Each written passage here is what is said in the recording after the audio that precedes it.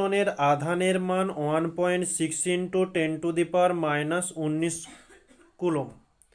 তো এটা কুলম হবে, ডিগ্রি কুলম হয়ে গিয়েছে, ডিগ্রি নয়। তো একে আমরা লিখতে পারি ইলেকট্রন এর মান তাহলে 1.6 ইন্টু 10⁻⁻19 কুলম।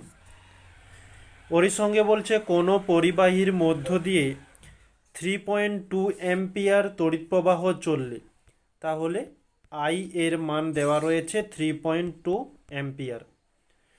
বলছে ওর প্রস্থচ্ছেদের মান মধ্য দিয়ে 1 সেকেন্ডে অতিক্রান্ত ইলেকট্রনের সংখ্যা নির্ণয় করো। তাহলে সময় সমান 1 সেকেন্ড, আর ইলেকট্রনের সংখ্যা এখানে জিজ্ঞাসা করেছে, মানে এন সমান জিজ্ঞাসা চিহ্ন। আমরা এখানে যে সমীকরণটি ব্যবহার করব, যে আইটি সমান এন ই, চলতড়িতের একেবারে প্রথমে আমরা এই সমীকরণটি জেনেছি। এখানে মানটি কার নির্ণয় করতে হবে? এন এর মান, অর্থাৎ আইটি বাই এন। আই এর মান কত?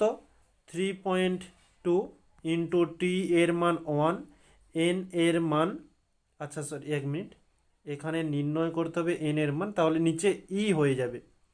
আচ্ছা, তাহলে ই এর মান কত?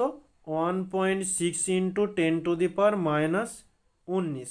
তো এই -19কে নিচে না লিখে আমরা উপরে লিখতে পারি, যে 10⁻19 উপরে তুলে দেওয়ার জন্য ওই মাইনাসটা প্লাস হয়ে গেল।